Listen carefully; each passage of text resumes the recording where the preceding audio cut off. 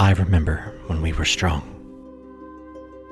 The Viridian Outriders, a bold fraternity dedicated to preserving the safety of the needful traveler. Within my lifetime, I have seen us fall so far, replaced by the steel and gold of a king I once called friend. New threats arise, though, and his cutlass and coin may not be enough to save our people. We're still here, though. Less than we were. But we're here, and we'll help where we can. That is my oath. Hello, and welcome back to Another Path. My name is Chase, and I remain your GM. Today, the Outriders deal with the Infernal Core and start to learn of the consequences. Thank you to our backers, Connor, Zan, and Carlin for their support. If you like what you hear, consider donating to us at patreon.com/ghostlightmedia, and maybe try checking out some of the other shows on the network. You may remember that over the past several years, we've been attending the phenomenal Acadicon convention down in Dayton, Ohio in the fall. Well, I'm happy to say that this year will be no different. Acadicon 13 will be held November 7th through the 9th at the Dayton Convention Center. VIP and vendor sales will be open on June 7th, with all other badges going available on August 19th.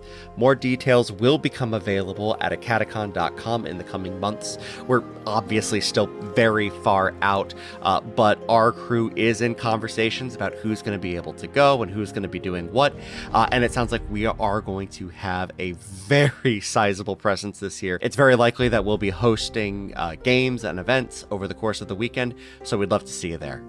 And with that, sit back, relax, and enjoy your trip down Another Path. I have something to show and tell. Let's hear it and see it. On the camera, what I'm showing you. He did it. He did the thing, y'all. Justin committed to the bit. It is a D20 roulette wheel. Hell yeah. Incredible. I'm so excited. It has a dragon on the back. That's Falcor right there. Oh, fuck yes. It's red and black as an homage to Erebin's roots. Yeah. I didn't know you could customize this bad boy. And I'm just ready to Beyblades. You're going to let her rip. Yeah. That's got some span on it. Do you manually stop it? I have to, otherwise it spins for like 3 hours. Right. That's good audio. That's a 5? Yeah, let's... Yeah. Oh. That's a nat 20, boys. That's a good start. Hey. Oh, there we go. So, Justin, how much debt are you in? Oh, so much. This thing was $30, but it was worth it in my eyes. Priceless. That's not bad. Honestly, I've bought I would. dice for more than that, so. Yeah. I have same. also. Actually, no, I have not bought dice for myself that were more than that. I don't know if I shared this on mic. I feel like I did, but we did like a little dice exchange for my home table. Yeah. Where it's like everyone bought a set and then we swapped them around, so we had a set made up of everyone else's dice. Really cute and really good way to commemorate the party. And some people went really all out on the dice they purchased. Like our wildfire druid bought ones that had like a liquid core fireball looking thing. Cool. They look That's cool. Super tight. Where's your show and tell? You're telling. Where's your show? They're downstairs. Oh, okay. I keep my Harper dice up here at my desk, and that's about it. Mm. And these 2d6 that I've decided are my Monster Hearts dice, I just leave those up here, sitting Correct. on the monitor. That's how Monster Hearts dice work. They just live where you play Monster Hearts. And half the time I don't use them during a game, so... Mm-hmm. Because who rolls dice during Monster Hearts? Not us, a lot of the time. Although, to be fair, we don't roll a ton of dice on this show. We roll an appropriate amount of dice, and you guys will... It's an appropriate amount. It's just not a ton. That's fair. Like, I've done combat-only D&D before, and that's just nothing but dice. No roleplay, just dice. Something I would like from Baldur's Gate 3 is for them to just give me a button to generate a combat encounter so I can take a party through and just live in that engine for a little while longer, but in a way that I can also listen to a podcast at the same time. Yeah, like a boss rush mode or something. Yeah. Like a pit of 100 trials kind of Yeah. Because I I can play the combat of that game really well without having to engage my narrative side of the brain. Let me make a party of like 5 dudes and just see how far I can take a party. And like maybe make like a seed, and it's like, hey, here's a daily run that everybody gets the same. That'd be cool. I'm spitballing here. They're not going to do it because they're not going to do any more work on it because it's not their IP. And fuck Wizards of the Coast. Yeah, like patch 8 is all we're getting. And look, patch 8. I'm hungry for patch 8. The birds can ride again. Mm-hmm. They're adding Drunken Master Monk and Shadow Sorcerer, so like and Hexblade.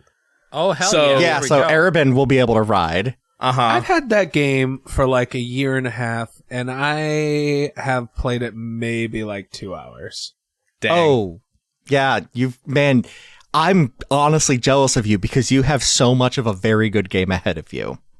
Now, that is also the same relationship I have with Disco Elysium, which I know is one of the best games out there. Yeah. One day I'll do it. I feel like to get into it, I need to devote a bunch of time to it, and I just never have that. That's the fair, thing, right, Justin? And I correct. have also not finished it. I haven't even finished Act 1 of the game of Baldur's Gate, but every time I go, I need a break from shows or something or whatever, and then I'll dive into it, and then it just never happens. Right. Yeah, and that's the thing is if I take too long, then I don't know what's going on, and I get lost. Yeah. Exactly. Well, patch 8 will be a great time to make Erebin and like fully dive in. Yeah, that would be fun. I did play a recent game though, which is not usually what I do. But I Civ 7? recently bought. No, I would not. I have not, and I will not. He shan't. He simply shan't. I simply shan't. No, it's Star Wars Outlaws. Ooh.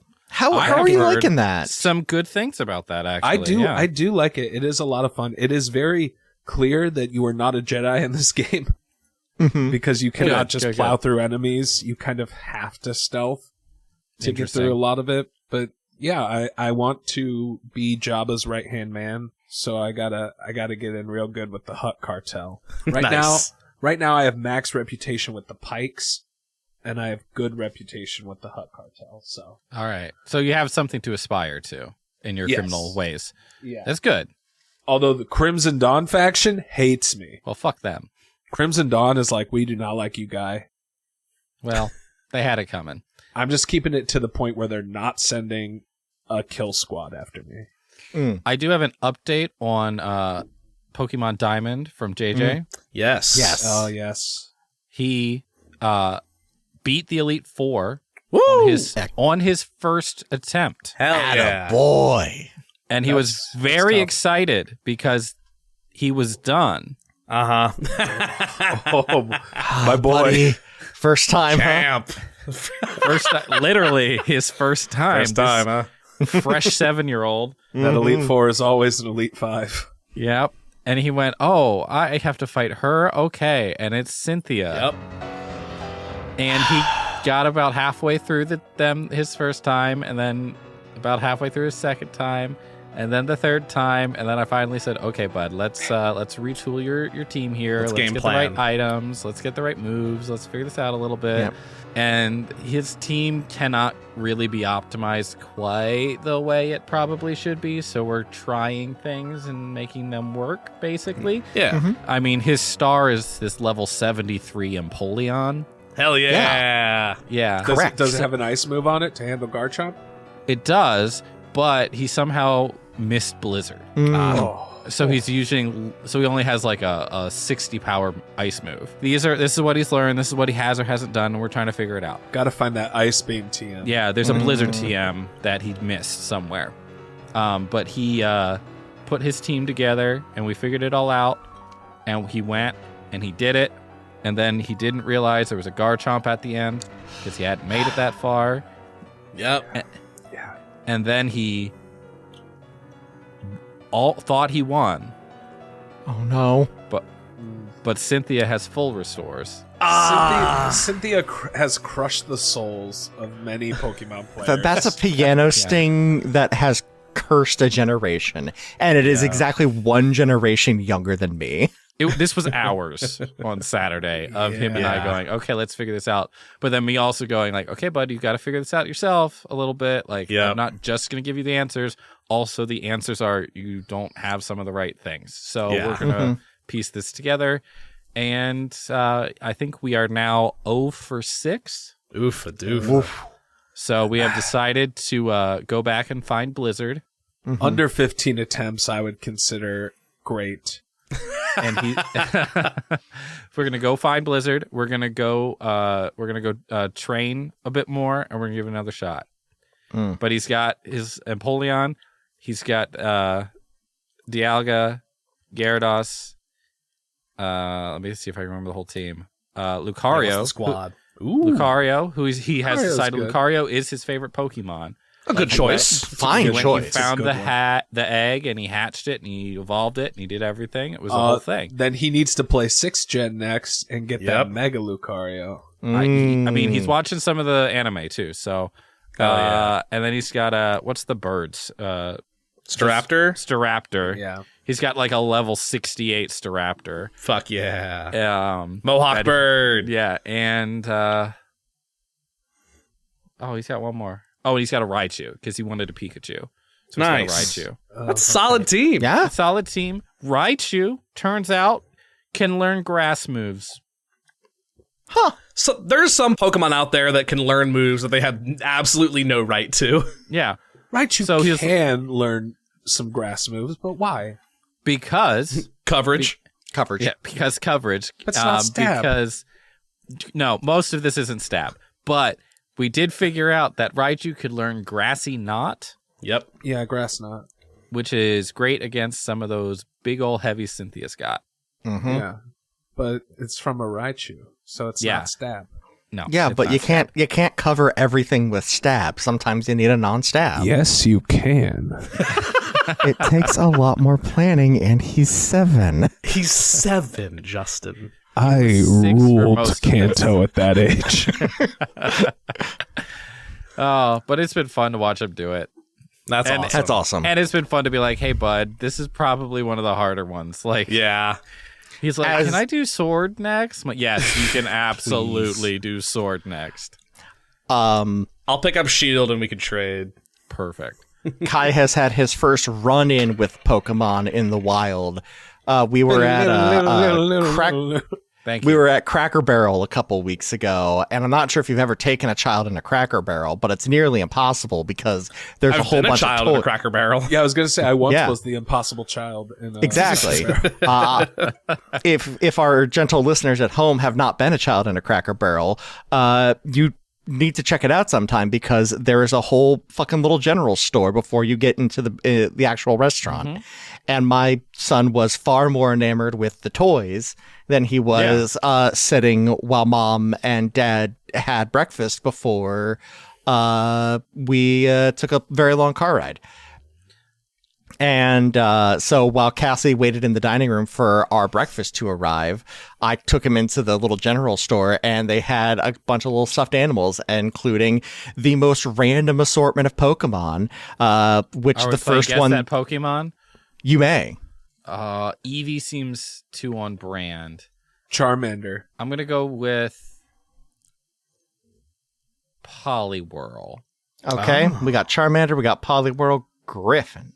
I think a classic Bulbasaur. You see, y'all are thinking too conventional, because when I tell you I have been looking for somebody to have the Gen 1 starters in stuffed animal form so I can do the moment where my son picks his starter. Y'all don't think that I haven't been doing that for ages? You joking. Fair. No, it was a Rockruff, which Which don't get me wrong, Rockruff's great. I love Rockruff. It's a cute little dog. Nothing wrong with that. But not what you expect to find in a Cracker Barrel. That's so random. Right? Yeah, no, they had like a bunch of little randos, and he just picked it up, and it's like, I'm not buying this for you because it's Cracker Barrel prices, and it's like we're not doing that. I'll be honest, gang. I would participate in the banter a bit more. I am truly trying to crack the puzzle of the game in front of us still. Like, I don't know how I'm gonna do it. I'm in fuck it mode. If we die, we die. Oh, what the fuck are we about to do? We're safe in the banter. Once that star wipe happens, we can die.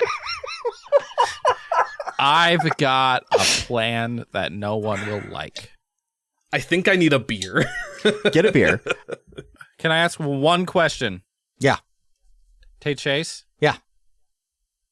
Hey, you need to look me in the eyes and tell me that this is not the finale. The finale is what Chase. you guys make it. Chase? Chase! Star wipe.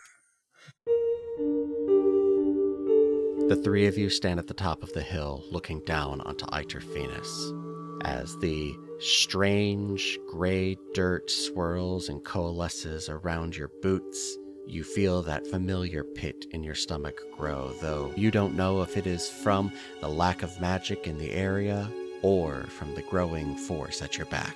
Right, Harper, do you want to do this out here or in there? Oh, man. Whatever we do, we gotta do it before the Kingsguard catches up with us. I don't want to make Watch mad by blowing up his house. I think, given the circumstances, Watch will understand. It's safer for the people in Uberg. It's less safe for us, I think. Because if we do it in the field, we can always bail out into the Nexus if we think things are going to go sideways.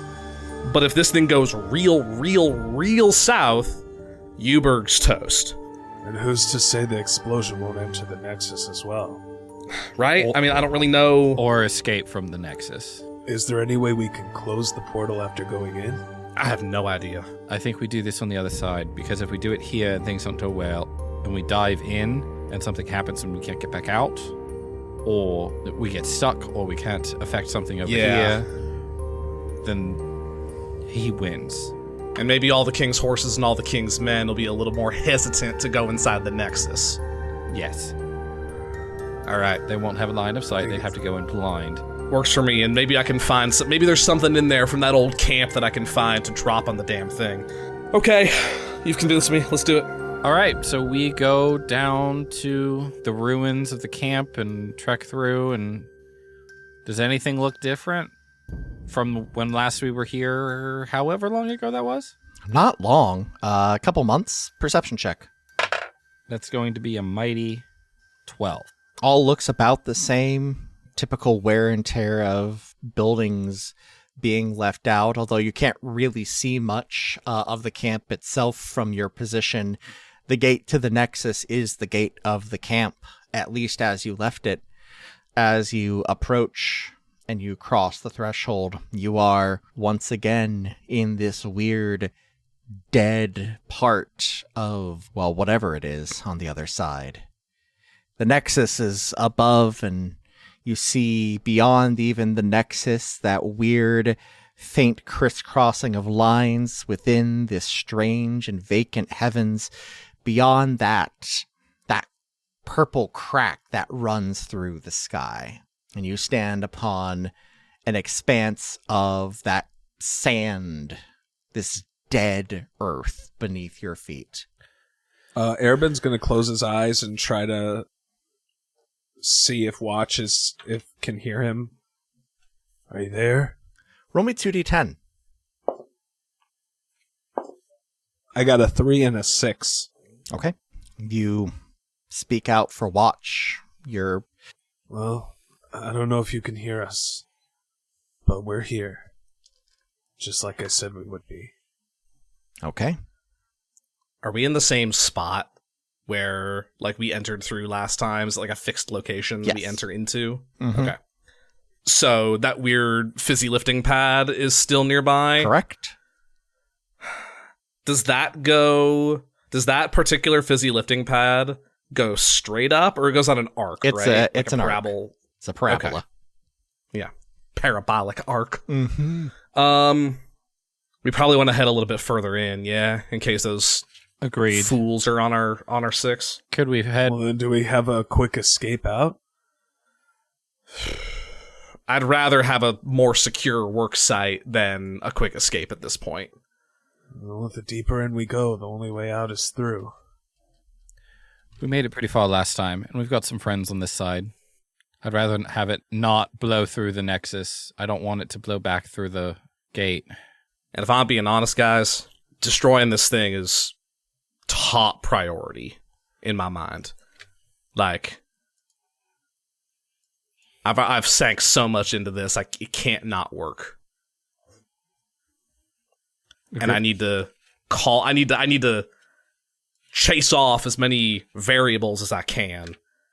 And 20 armed dudes showing up on our doorstep while I'm trying to put the finishing touches on everything. That's no good. So I say we go further in. Well, I want it destroyed just as bad as you, but I don't want to see you meet the same fate. Harbor just kind of shrugs. She has this real crestfallen look on her face. It's like, we gotta do what we gotta do. Let's head up at least one level Yeah, here and go from there. There was a camp up there. You will take the pad up to the camp. You once again find yourselves within a simple military camp, quiet and empty. The camp is set in rings, an inner, mid, and outer ring, all surrounding a central bonfire. Is there anything... I'm looking for my big smusher.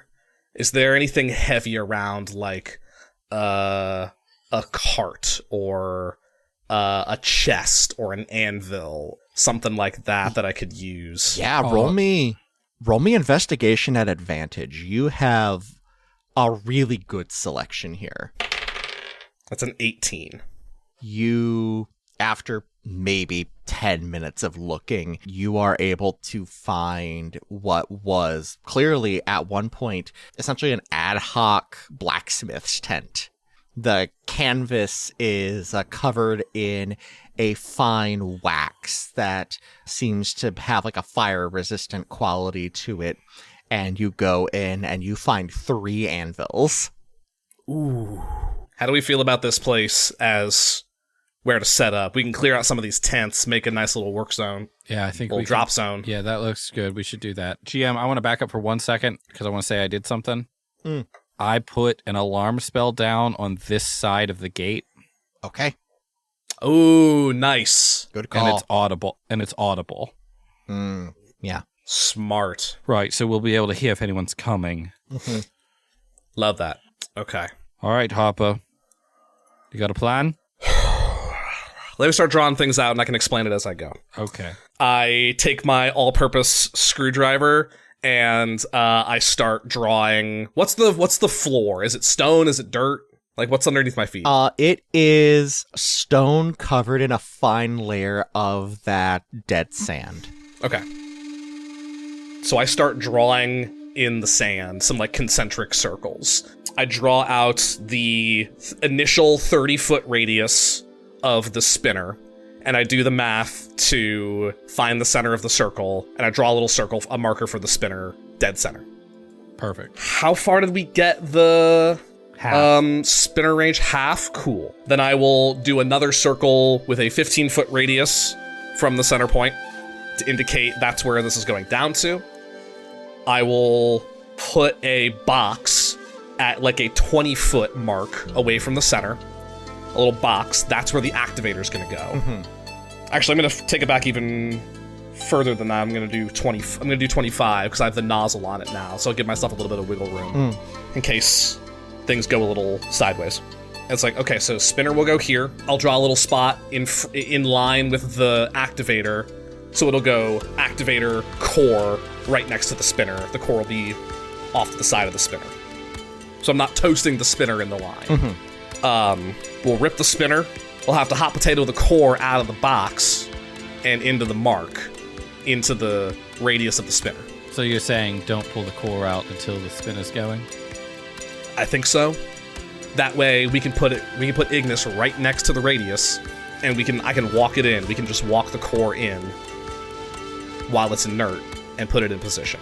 Okay, so there might be an initial issue but getting like, it out of Ignis, but we're talking seconds. Yes. If we're doing this right, yeah.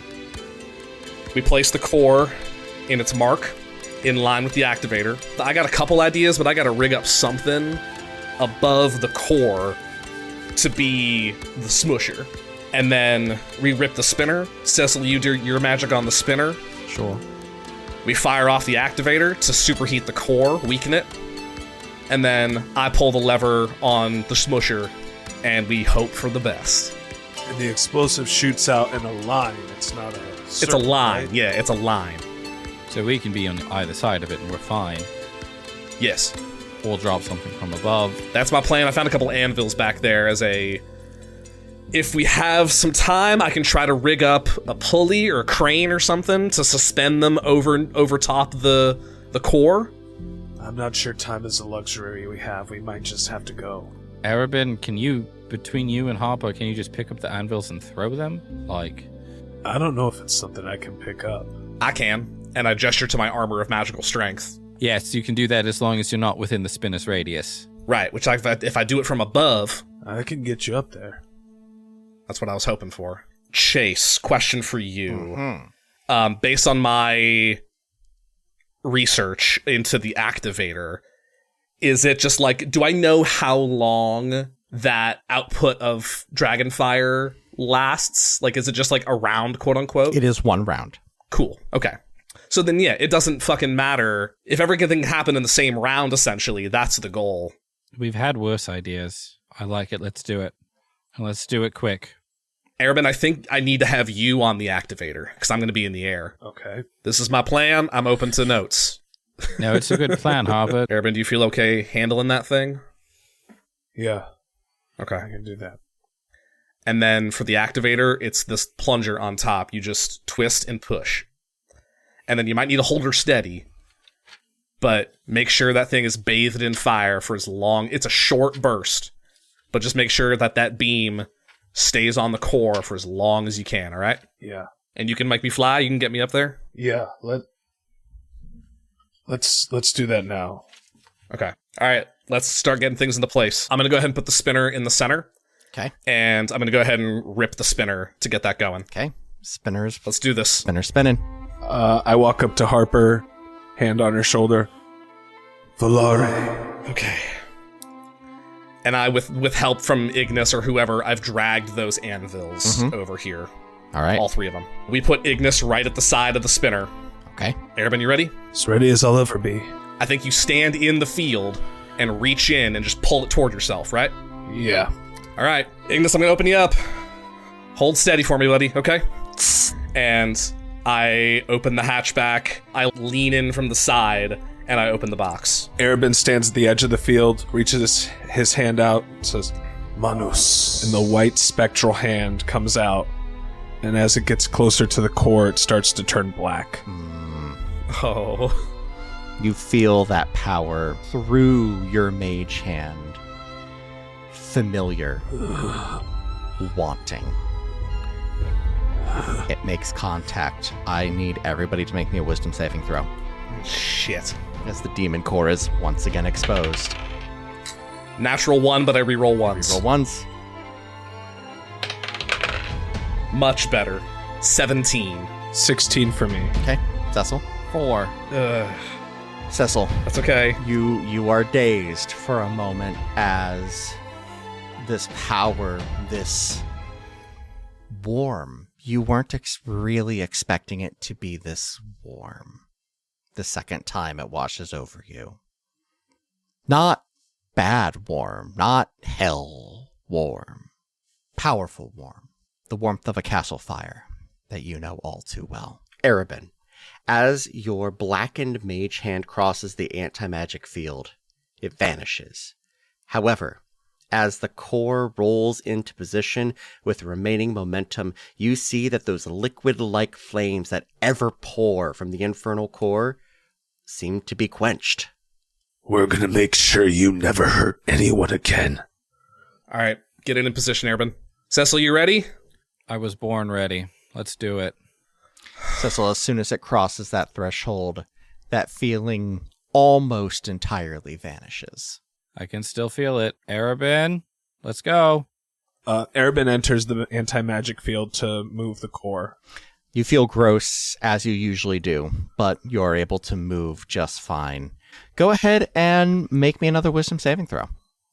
As this thing is weakened, but not inert. Come on, buddy.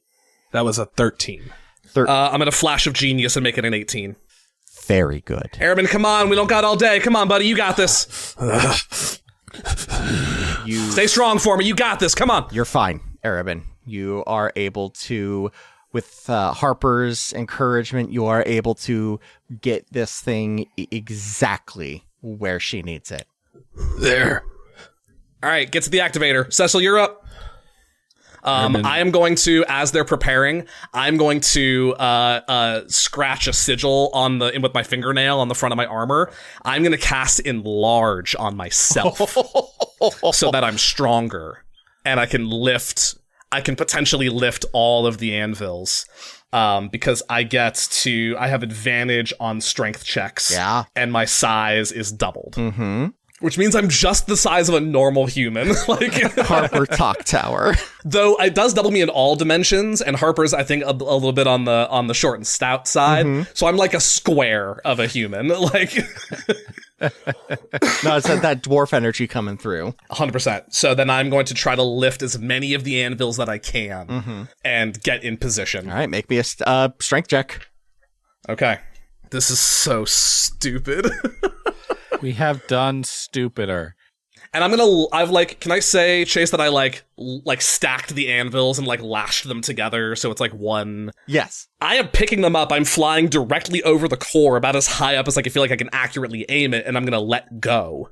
All right, strength check with advantage. Come on. That's a natural fucking 20. There we go. I shit you not. That is a natural 20. You got this. You lift them as if you were born to do this exact job.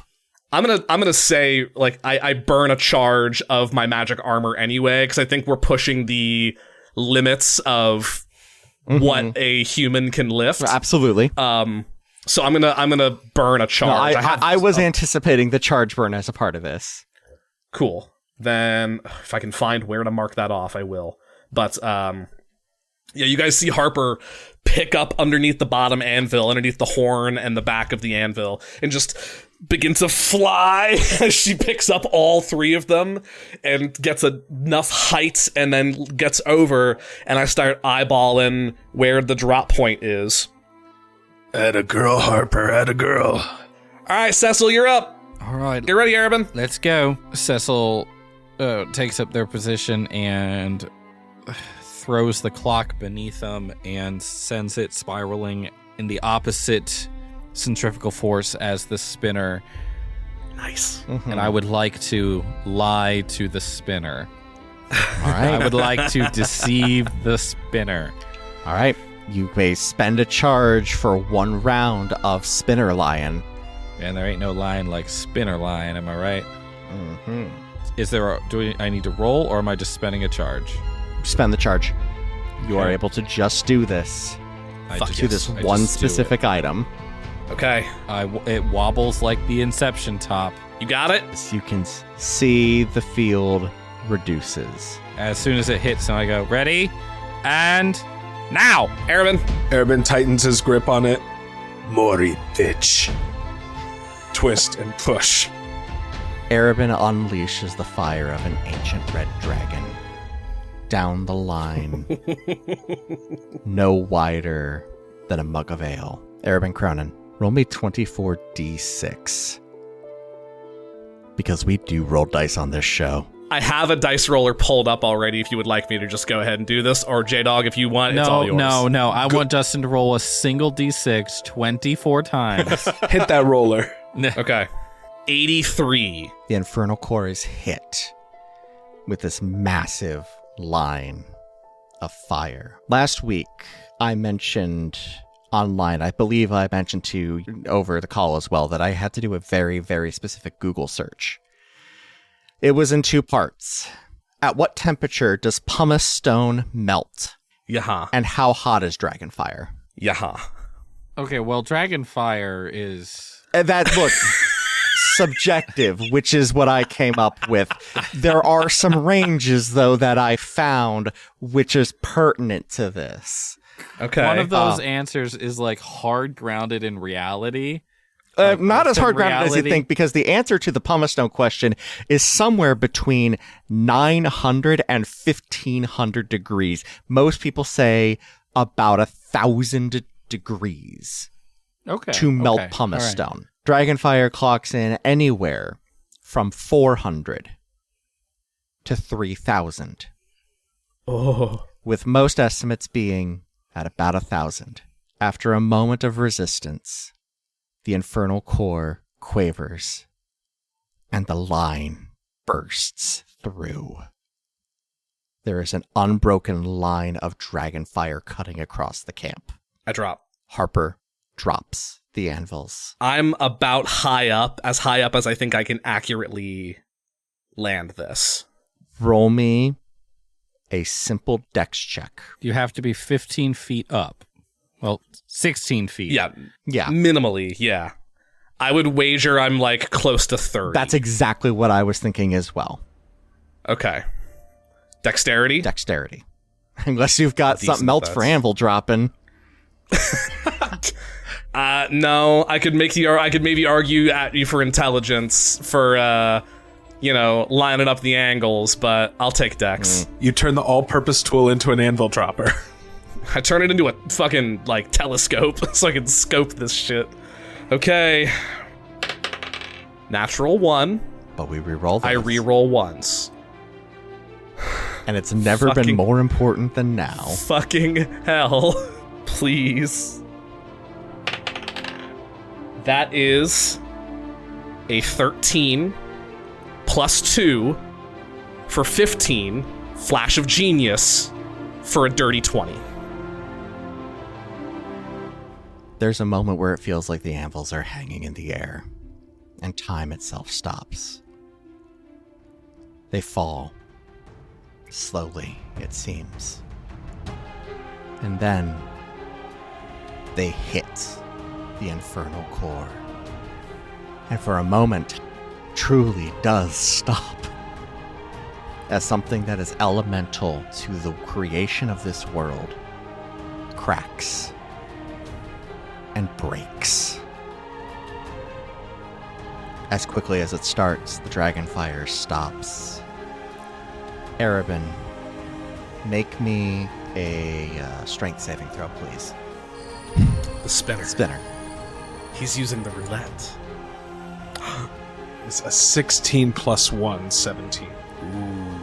You are not thrown fully on your ass by the Nullstone Activator, and you maintain your position as these anvils fall to the earth. And you look down at this thing in your hands, and whatever it was before this started, it is no longer. The glass is broken. The valuable objects inside are gone and spent, their purpose fully fulfilled. The addition that Harper made to it once, again, moments ago, incredibly valuable material, now maybe useful slag to someone. Maybe. Metal is dripping on the ground at your feet as the anvils crash to the ground. Did it work? Only one way to find out. I pick up the spinner. You pick up the spinner, and I have to make some rolls. Oh, shit. Oh, fuck. Makes sense. And Maybe we should have just left the spinner spinning forever. Said, sorry, Bailey, you gotta make a new one. honestly, it would have been a legitimate strategy, but here we are. So now I can say stuff like that because it's too late. There is a moment where it seems like something underneath the anvils like twists and moves, and then it stops. No. But you can see, even from where you're standing, Cecil, there is light coming as well. It's not gone, it's just... Hold on, let's see. Harper, we need you to move these anvils.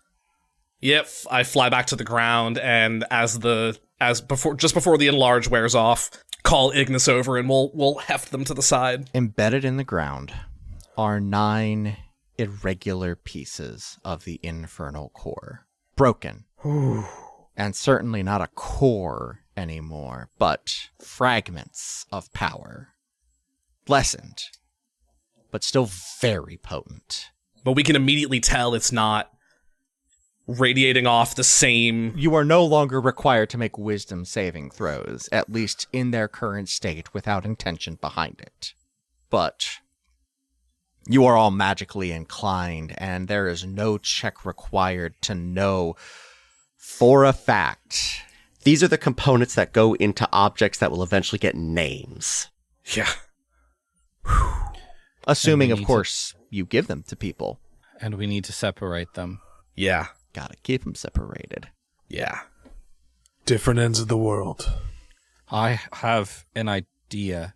Harper, I think, as Cecil is kind of coming up with what happens next, I think the enlarge wears off, and Harper just collapses to the ground, like on her butt, and just leans and just like sits on the ground, drops her tools, and just leans her head back against Ignis at her back, and just sighs the biggest sigh of relief. It worked. It absolutely worked. Brilliantly done, Harper Talk. Now give us a second. Yeah. Ignis, pop open, would you? I reach a hand back and clang. And... You Fonzie open. 100%.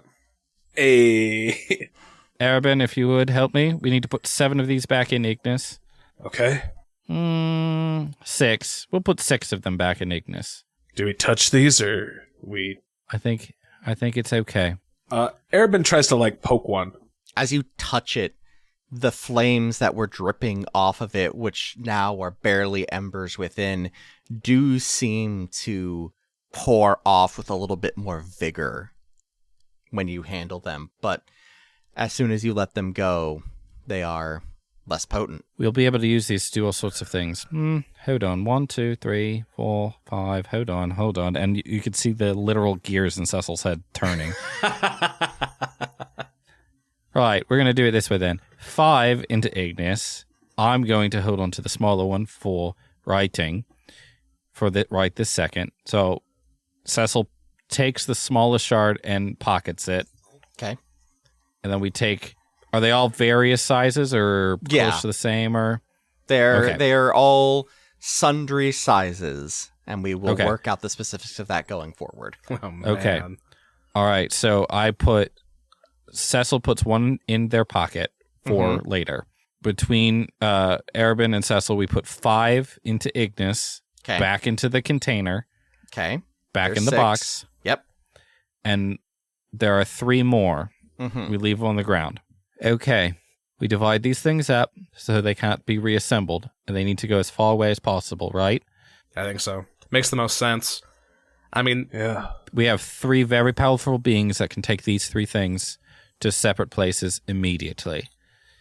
We got Watch. We got Luck? Yep, Luck can take 1, and then I will call Carrie. Oh, right. That Carrie thing. Yes. 3 separate places, 3 separate pieces, 3 separate realms. Divide, push them as far away as possible. Carrie seems a little unstable. Are you sure we should trust that kind of power with them? They are... Cecil just kind of stops. They are. They are so intrinsically tied to the future of our world existing that they cannot afford to fuck around with this. They might fuck around a little bit. Are they going to be pissed that you don't give them the full thing? Probably, but they're not getting the full thing. And they know that. We're not stupid. They're not stupid. None of these patrons are. And if they don't like it, then they can just not have it. Which first? I mean, we're in Watch's home. Hey, Watch. Hey, pal. Roll me 2d10. You up? Harper sends a "Hey, you up" text to a god. I got a 10 and a 4. 10-4. So 14 if it's additive. You're not getting a response. Hey, watch. Hold on. That might work better if we're at, like, Watch's Shrine. We're in his somewhere. fucking house. It's much all closer? his house. It was his house. Oh, okay. Okay, well. Arabin picks up a shard to see if that boosts the signal. Watch, are you there? Katie told me to hold it up higher over my head. That's a shell phone, Cecil. Yes, I know. I would assume the technology goes across cores and shell phones. Oh, hey, that's actually a great point. I pull out the shell phone and go, "This is a screwdriver, come in. Anyone receiving?" Static. Does not work across planes. If I'm remembering that correctly. Do they work across planes? That's a great... Well, here's the funny thing, Chase. Uh-huh. We've been playing Sending Stones wrong this entire time. Oh. Technically, all this lets me do is cast the sending spell once per day. So we've been playing this... I've realized that long after Callaghan Cats, and we've been doing this wrong the entire time. Yeah, but that's less fun, and I prefer the anachronism. Right? And so, per the sending spell, there is a 5% chance that it does not work across planes. Oh. So, based on that, I'm happy with whatever ruling you want to make. Then what I will say is I will roll, and on a natural 1, they will, the message fails. I have rolled a 7. Okay. Oof. 7 looks a lot like a 1 sometimes. It legitimately did. Fortunately, the 1 was right next to it. So it was close. Anvil to screwdriver. Anvil to screwdriver. He gets it, man after my own heart. Are you... What is going on? I don't want to say too much, but They're mission looking for accomplished. Yeah, I know. The fallout that I thought may happen and may affect where you're at, due to our direct actions, not going to happen. We're clear on that front. Okay. However, I understand that some visitors have arrived. Yeah, they pulled me out of bed and they were asking about you. Like, I didn't tell them too much and when I figured something was going on, but, like, they know you were here. They're out looking in the woods. Okay. Were they headed toward Saunders Folly? Yeah, they seem to know exactly where they were going. That checks out. All right, well, we're all clear on the potential destruction of Uberg front. All right, good. I just wanted to let you know so you can pass that along to the rest of the Outriders. But hold on. There's something going on outside. I gotta go. Something's going on outside. Okay. Keep me posted. Channel's open. Silence. Harper? Yeah. I was talking to Troy. Kingsguard's looking for us. They're on their way to Atrophinus. Then let's get these shards and go deeper into the Nexus. Something might be going on at Uberg. We can't do anything at Uberg. The 3 of us don't make a difference against a platoon. Like I said earlier, the only way out is through. We have some freshly new, powerful items at our disposal, though. You think you could use them? I think I've got a couple ideas. I have no fucking idea. But I'm quick on my feet. Plus, if we actually expend 1 or 2, it would make putting it back together even the harder still. Shit, I don't know. I mean, here's the thing. My moral compass is pointing me back toward Uberg. But I understand we cannot let someone get a hold of all these pieces. We go through that portal, we're not making it back to Uberg. No. We're going forward. Come on. We're going to where we... further up and further in, at least until where we met Watch, because we might be able to get a better connection to... Do we know, out of character, do we know anyone ally-wise that might be in the vicinity? Outside of, like, Luca. But, Bearing's like, what, a couple days away, Chase, from Uberg? I, from Evelyn Hart of all people, still have a spell scroll of sending. So I'm wondering if there's an ally we have in the area that I can send a message to go check in on Uberg. But I don't know if we have anyone that close. Now, Chase, you wouldn't believe it, but someone of that would be very helpful. Could be in the vicinity of a sending spell. Certainly in a vicinity, and this would absolutely qualify Oh, shit. for that ability. If you want to use this for that, absolutely we could get that taken care of. Hold on. Shit. Let me verify. Trust but verify. I need to double check my own fucking map to see what your best bet is going to be. Man, you know it's good when the DM's got to look shit up. Yep. Because let's see. Yeah. Uberg. So, Scales Right is about as quick of a jaunt as you're going to get, but there is one place that is even closer, and that is going to be the ruins of Loot Home. You wouldn't believe it. Within a day or so before you all going out to Portsmouth, a contingent of Outriders was sent to Loot Home to help clean up and with reconstruction. Specifically, Caraway and Arnold name. Barnbury, the Goliath and the Dragonborn who were out there at Loot Home the first time around. Yes. The pair I of wouldn't them- believe it. How lucky it is that they're there. Right, they're right there. They could get there this afternoon. Easy. Then I'm going to use that scroll of sending Mm-hmm. and send a message to Caraway and say, it's Harper, trouble in Uberg, Kingsguard, that's one word. We're in Iterfenus, can't make it back. Outriders there, could use some help. Take all hands. A moment. Oh, hang on. Cross plane. Yep. 15, we're fine. What a thing to nat 1 on, huh? A moment passes, and then a response. Message received. Good to hear from you. Rolling out shortly. That's what you get. Thank you, Caraway. Okay. That makes me feel a little bit better, at least. At least we'll know if something really south happens. We'll at least know. All right, let's get out of here. Let's pack up. Let's get out of here. Are we each going to pocket a shard? So 6 of in the the meantime- shards have been spoken for. Yeah. Or Right, rather, so- 6 of the shards are in Ignis, and the other 3 you want to disperse to deities. Yeah, I technically put 5 in Ignis and kept Yes, one. and kept one, yes. Cecil. Okay. I'll hold on to 1. I'll hold on to 2 of them, I guess, and then Arabin can hold on to 1. And then I'll keep them in alternating pockets. Well, here, give me the other one. We can take care of one of these right now.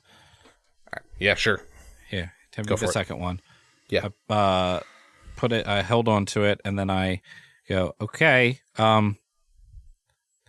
this will be one for the history books. And I pull the scarab brooch off of my coat, Mm-hmm.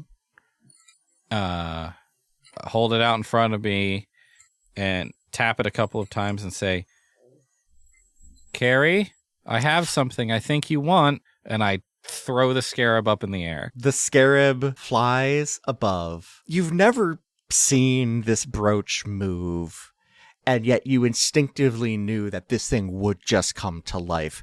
However, it's moving in an odd way. Go ahead and roll me a religion check real quick. Sure. 14? You are effectively an old anti-holy site of a former archdevil. This thing is not going to act 100% appropriately in this space. However, the scarab flutters down like at eye level and flutters very, very quick. And in the light reflected off the wings, you see a very familiar pink beholder. Hello? Hello there! My, you've all been so busy. Yes, we really, really have. It's been quite interesting to watch, and it's going to get so much more interesting. I understand you see the future a bit? I see many futures. Cool. Do you see one where I get what I want? Cecil, you're going to have to be far more specific. You want many things, particularly if we're talking about Cecil or Puck. So, specify. I want him to pay, and I think you can help. Oh, Cecil. No matter what happens over the course of the following days, weeks, or months, you have ruined Sterling Taggart. The ashes are forming in his mouth, and he can't even taste them yet.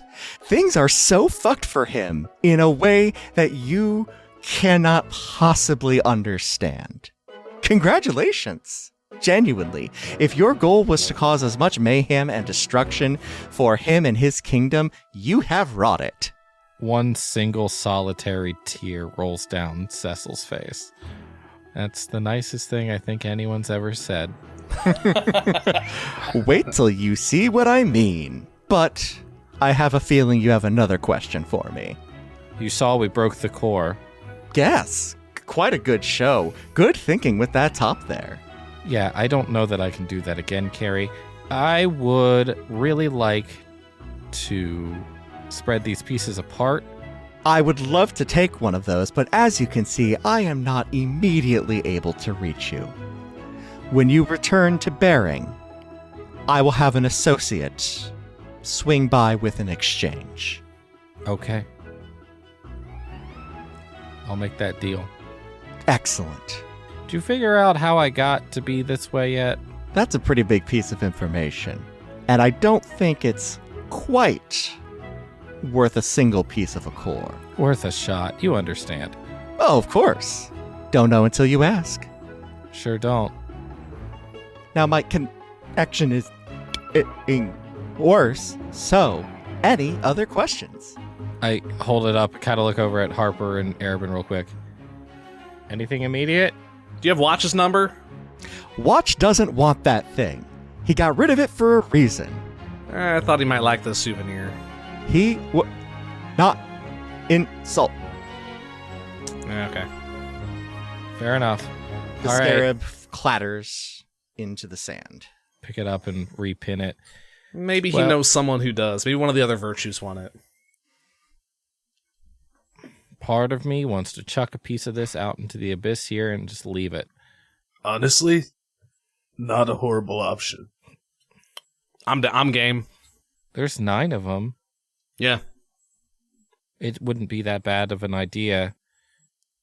It would just fall forever. I mean, eventually someone would probably collect it, but... Listen, there's always going to be that eventuality, but what we did makes that eventuality a hundreds and hundreds and hundreds of years from now problem. Which I'm going to say is a win. All right. You know what? I'm on board for this. I like All right. this. I got it if you don't. Okay.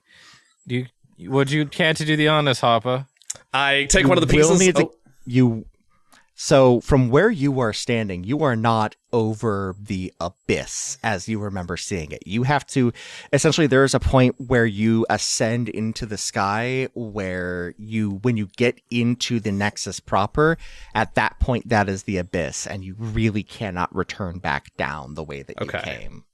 I was going to ask if there was abyss within 90 feet of me, but what you're saying is we have to go up first. You got to go all the way up, and that All might close off your way of getting back down. But even just dropping it into this weird Shadowlands, not a bad idea. Well, our plan is to go up anyway, yeah, Sure. because we're not going back out through Itrophenus, are we? No. Back We out through could- Itrophenus would take a bunch of those shards right to the Kingsguard and Sterling right there. We need Okay. to find another way out. What if the Kingsguard can't see us? All 4 of us and the power. And Sterling found me last time. He scryed on me. Or had his people. An alarm blares out. Well, that answers that question. Further up and further in. Let's go. There's another fizzy lifting pad, yeah? This is the one that had the puzzle associated with it. Oh, sick. Get in the cage, let's go. You hop in, the arc goes up, and as you ride that arc, you look out, and not far below you, you see Kingsguard riding that first parabola up to the first base. And they start making their way directly to the center. Seems like at least one or two of them has been here before. We should have destroyed the other cages. We didn't have time. We got to keep going. You land. I don't have a right click destroy button on my kit right now. You land and quickly get out of the cage. Do you do anything at this point before you ascend into the Nexus? I'd love to lay a fucking landmine, but I'm not that good of an artificer yet. You haven't gotten to war crimes ability yet? Yeah. Well, one more level and I get Glyph of Warding. Oh, yeah. Which is essentially a magical landmine. That's fair. I was hoping to be able to destroy a pad behind me before we go, or after we go, but I just don't have... I've used my bomb. Yeah. Yeah. So you just take the next pad up? I think so. I'm going to quickly draw an alarm around this pad. Okay. You go up and you land once again in this dead world. It seems the world beneath you has faded away into a vast expanse of nothingness. The world above is gone as well. That purple crack just barely visible. And now you stand near the center of nodding roads. What's the plan? We just gotta start hoofing it, yeah? I believe so. Which one do we want to take? Can I do a look around? Like, I'm taking in everything, trying to look around, taking in everything. Do I see an exit anywhere? Not one that is apparent. You know that one of these roads must lead to Bering. All roads somehow lead here. It's all going to be about picking the right one. Can I make a check of some kind to try? I know we had some magical assistance last time. Correct. But to try to just remember a direction of where to start going for Bering. Survival. Survival. Ugh. That's your pathfinding, unless you've got something else. Yeah. I will give you advantage because it happened to you. Yeah. This is more not looking at the road in front of me and more trying to recall past information. No, you're trying to get like landmark situation heard. sorted out and like trying to remember what the roads looked like, but all the roads, in that they are all so distinct, kind of look the same. Gotcha. Okay. It's all noise, and you're trying to pull the information out of the noise. That's an 11, which I'm going to bump with Flash of Genius to a 16. To a 16. It does take a minute hunting around to figure out exactly which road you need to be going down. And you think maybe, just maybe, there is just a hint of divine intervention there, as well as some echo of the Wanderer guides you to the right road. Down an opposing road, not the way we're going. I'm gonna pull a couple like pebbles out of my sling pouch and do some magical tinkering on them and send them down, stagger them down a path, down another path. Had to. And with magical tinkering, they're going to emit non-verbal sound. They're going to emit the sound of like footsteps just to try to obfuscate the path we're going a little bit. Absolutely. The second alarm blares off as you head down the road to Bering. You run breakneck speed. And just as last time, as that light of this world faded and elements of this area surrounding Bering began to appear, the same happens once again. Do you do anything with that shard before you leave this world? I'm going to cast Catapult on it and send it careening off into the distance, into the void. Harper, you swing around, launch this piece of an Archdevil into the beyond's beyond. I inscribe the catapult sigil onto my smith hammer, and I hit the shard like a baseball. send it just flying. A tiny fireball crackling into nothingness, and you turn around and find yourself once again in Bering. Gang, I don't mean to be a downer, but we left the horses again. They could be friends with the other horses we left there. But there's something wrong. Oh, shit. Bering is burning. Oh, no.